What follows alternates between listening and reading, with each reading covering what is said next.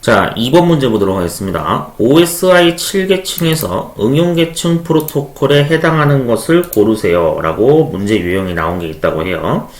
자, 그래서 실제로 확인을 해보면은, 보기가 이렇게, 프로토콜들의 종류가 정해졌는데, 실제 응용계층에 해당되는 프로토콜은 FTP, 그 다음 HTTP, POP3, 이렇게 세 가지가 해당이 된다더라.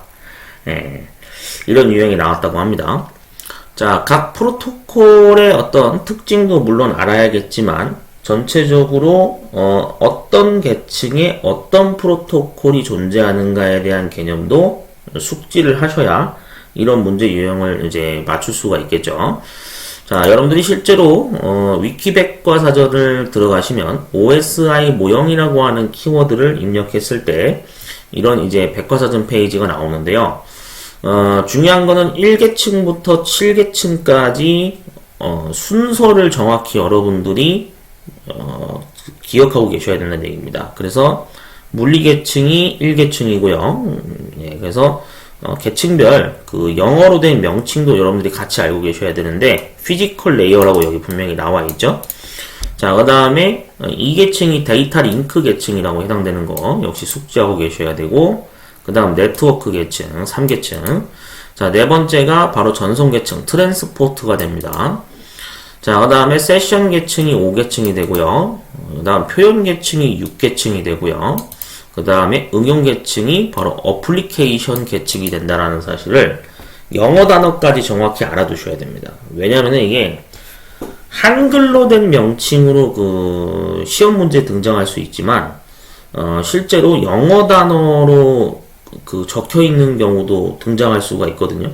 네, 그렇기 때문에 여러분들이 나중에 기능사 종목이건 산업기사 종목이건 아니면 기사 종목도 포함이긴 합니다만 영어 단어까지도 정확히 숙지를 하셔야 된다라는 점 신경을 쓰실 필요가 있어요.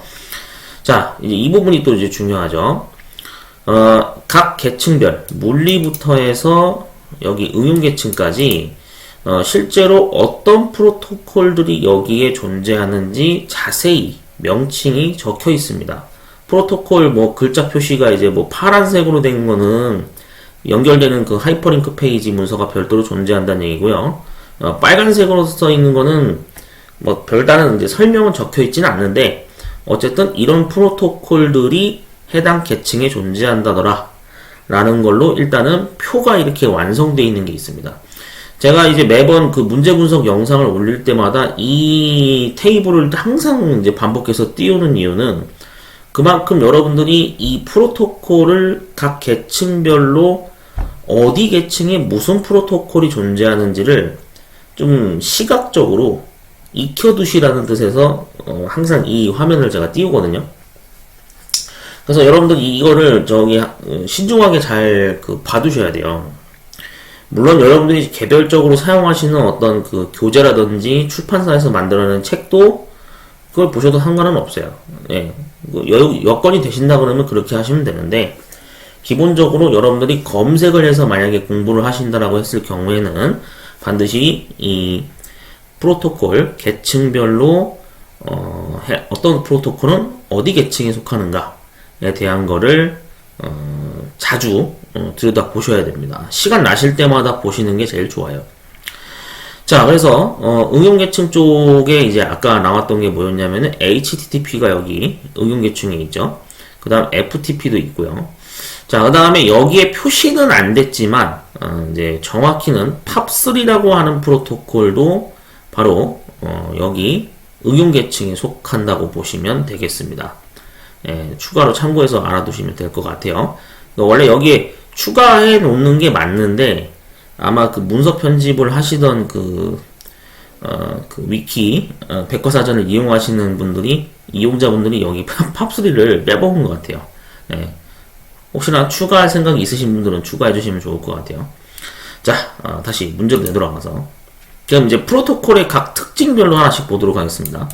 FTP라고 하는 것은 원래 기본적으로 파일을 전송하는 프로토콜입니다.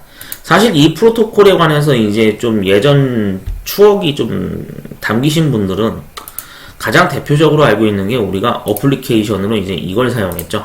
RFTP라는 걸 사용한 적이 있어요. RFTP라고 하는 것이 이제 명칭이 바뀌었습니다.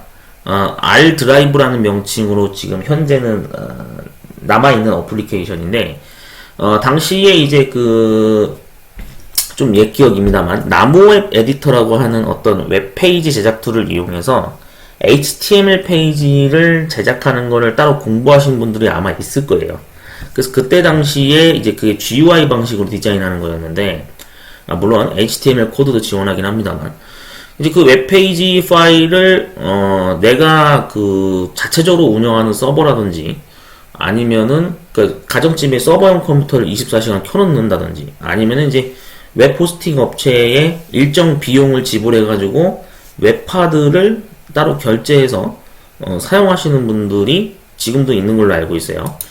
그래서 이제 거기에다가 이 RFTP라고 하는 어플리케이션을 이용해서 실제 이렇게 접속 사이트 환경을 이렇게 맞춘 다음에 FTP를 난 사용했다. 그래서 포트 번호 21번, 그 다음 FTP 이제 사이트 접속 주소가 들어가겠죠. 여기 IP 주소가 들어갈 수도 있고 아마 도메인도 되는 걸로 알고 있어요. 글자 주소. 그래서 아이디 비밀번호까지 딱 입력하면은 실제로 내가 이러한 어떤 화면이 존재했었습니다. 그래서 여기다가 내가 서버 그 경로에다가 HTML 파일을 이렇게 index.html이라는 형태로 담아서 시작 페이지라고 보시면 되겠죠. 웹페이지 접근할 때 제일 먼저 접근되는 최상위 단 인덱스 페이지가 된다고 보시면 되겠죠.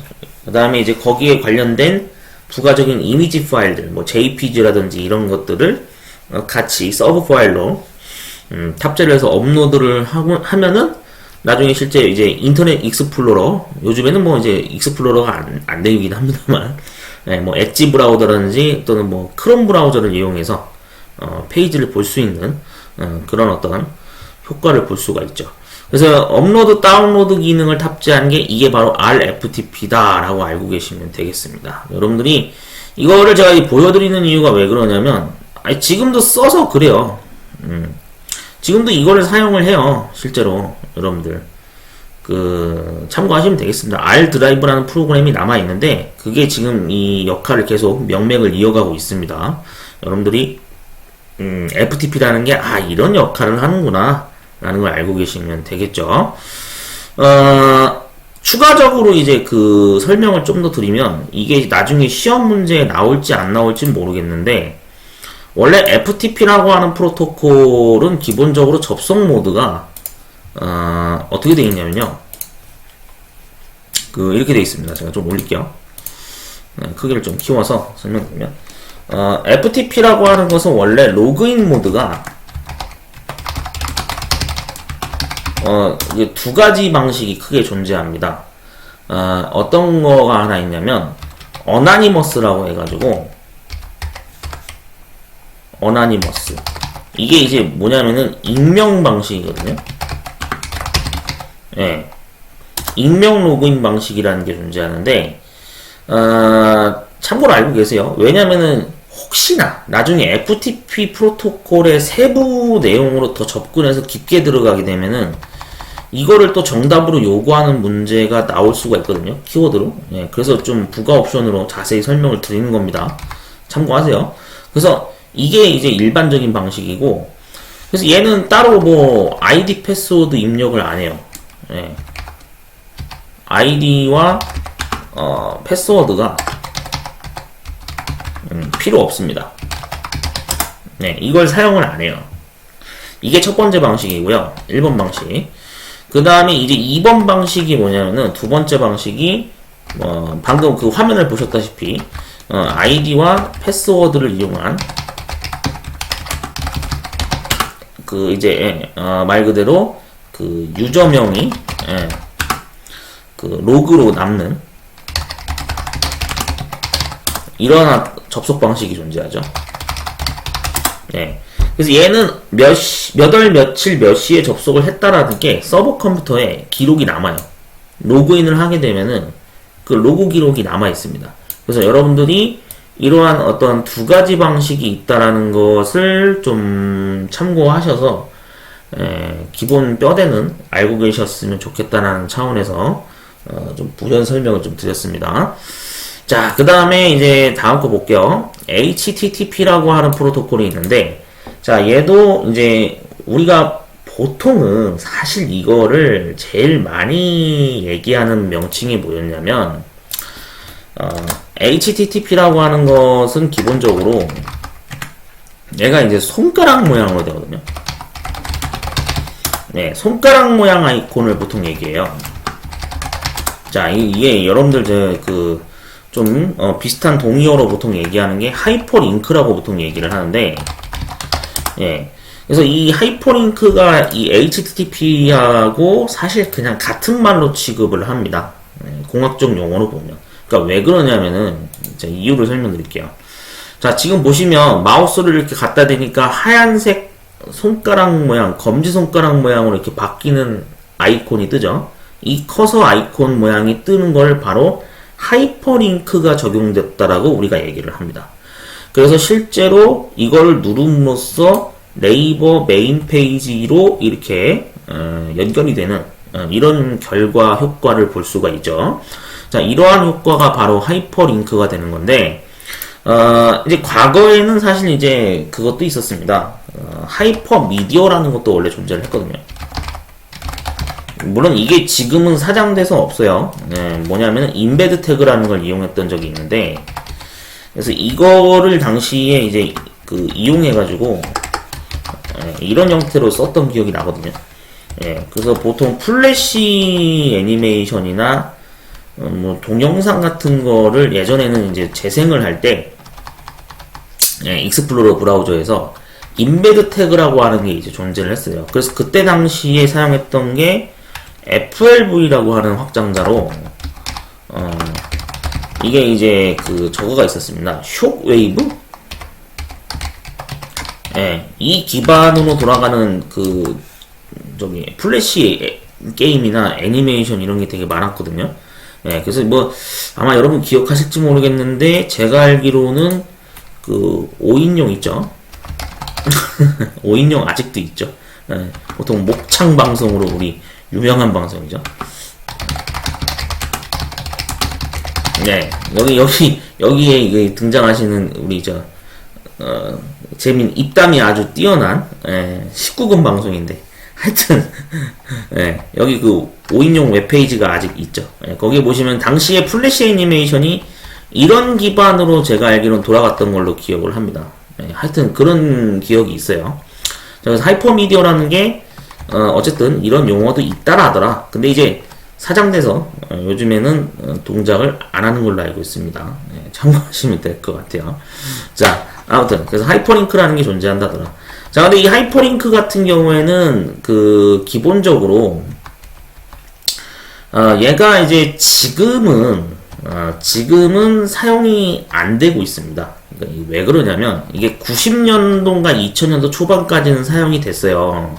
그래서 지금은 이제 보통 어떻게 하냐면은 주소창에 여러분들이 입력을 할 때 지금 여기 제가 이렇게 보여드린 대로 HTTP라고 이렇게 입력을 하거든요. 상단에 여기 보이시죠? 네, 그 다음에 콜론 슬래시 네이버닷컴 이런 식으로 입력을 해요. 근데 이게 이제 예전에 90년대까지는 제가 알기로는 이렇게 썼다가 어느 시점부터 상위 버전이 이제 등장하면서 기본 세팅 값이 바뀌었습니다. 여기에 S라는 게 이제 붙기 시작했거든요. 네, 그래서 이런 식으로 해가지고 S라고 하는 키워드가 여기 이제 붙기 시작을 하는 게 기본 동작 모드로 개선이 됐어요. 업데이트가 됐다라고 보시면 되거든요. 그래서 같이 알아두실 필요가 있는 게 지금은 HTTPS가 표준으로 쓰인다. 네, 그래서 이 사실도 꼭 여러분들이 알고 계셔야 됩니다. S라는 게 이제 의미가 보안 강화 기전이거든요. Secure라는 게 탑재된 거라서, 네, 그래서 보안성 기능을 탑재한 프로토콜. 이게 바로 HTTPS가 된다라고 여러분들이 꼭 기본 배경을 알고 계셔야 됩니다.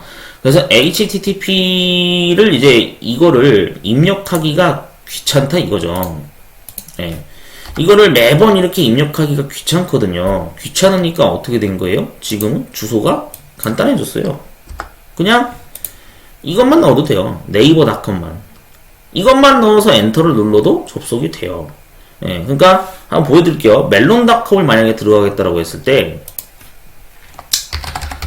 자, 이렇게만 하면 돼요. 이렇게만 해도 멜론이 들어가지거든. 근데 이제 90년대에는 이게 안 먹혔습니다. 제가 알기로 초창기 컴퓨터에서는 무조건 이렇게 슬래시까지 두 번까지 입력해서 넣어서 엔터를 눌러야지만 이게 접속이 됐다 이거죠. 물론 이제 지금도 이게 먹히긴 합니다만, 근데 방금도 말씀드렸다시피 귀찮으니까, 예, 주소상에서 보면은 시각적으로 이게 가려져서 안 보이죠. 근데 이제 표준이 HTTPS로 지금처럼 바뀌어 있는 걸 우리가 볼 수가 있는 거죠. 맞죠? 예, 그러니까 여러분들이 이런 식으로 실습을 해가지고 시각적으로 확인을 하셔야 돼요. 아, 이게 HTTP가 예전에 쓰였었는데 요즘에는 보안성 기능 측면에서 S라는 키워드가 붙어있는 HTTPS 프로토콜을 표준으로 쓴다라더라. 그래서 이 주소는 생략이 가능하다. 우리가 도메인 입력을 할 때 그걸 꼭 알고 계셔야 됩니다. 자, 그 다음에 이제 또 추가로 알고 계셔야 되는 게 뭐냐면은 포트 번호도 이제 좀 언급을 할게요. 기왕에 하는 거. 원래는 여러분들이 접속을 할 때 어떻게 하냐면은 기본적으로 네이버닷컴이라고 원래 입력을 하죠. 맞죠? 네이버닷컴이라고 입력을 할 거예요. 이렇게 네이버닷컴이라고 입력을 하는데 문제가 뭐냐면은 과거에는 여기에 콜론을 입력하고 80이라고 이렇게 입력을 했었습니다. 그래서 기본 포트 번호가 HTTP의 경우에는 얘가 80번으로 이렇게 매칭이 되어 있거든요. 이렇게 해서 엔터를 누르면은 이렇게 접속이 되는 구조였는데 이것도 귀찮다 이거죠. 그래서 포트도 이제는 생략을 시켜도 접속이 가능하게 그렇게 시스템 기능이 개선됐다라는 사실을 알고 계셔야 됩니다. 그래서 얘가 바로 포트 번호가 80번호가 되는 거죠. 맞죠? HTTPS는 포트 번호가 443번입니다. 네, 꼭 알고 계셔야 돼요. 이거 포트 번호 관련된 것도 위키백과에 별도로 나와요. 여러분들이 검색해보시면 충분히 찾을 수 있습니다. 네, 보여드릴게요. 자, 여기 보시면은 포트 번호가 나와 있는 게 있어요. 여러분들 저기 여기다가 프로토콜 포트라고 치면 나올 거야 아마. 네.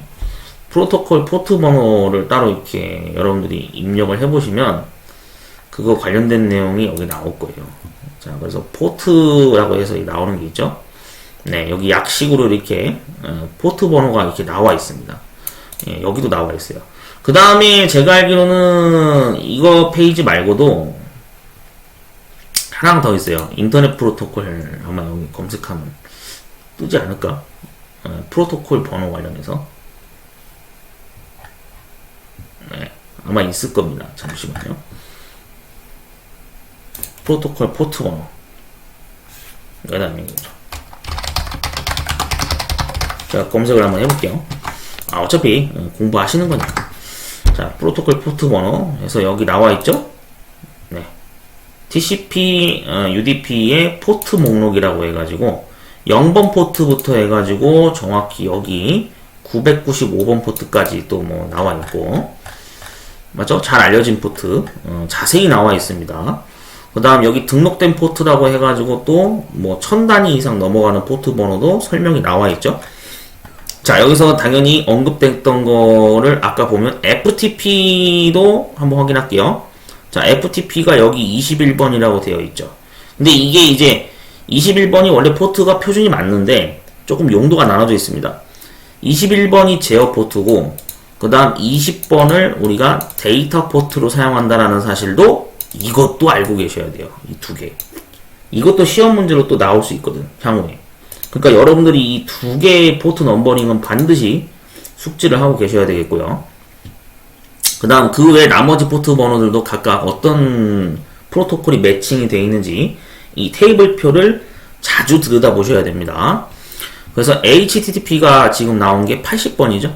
네, 그러니까 여기 지금 매칭이 되어 있죠. 네, 그 다음 443번도 추가로 확인할게요. HTTPS가 443번이라더라. 이거를 꼭 여러분들이 숙지를 하고 계셔야겠죠.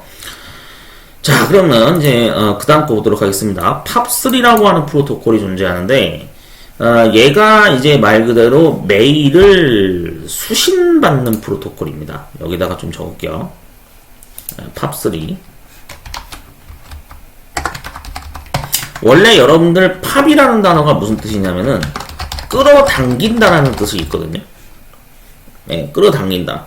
그래서 원래 스택 메모리 기법에서도 팝이라는 용어가 등장하죠. 데이터를 꺼내는 작업. 네, 뭔가를 꺼낸다. 뭐 출력한다.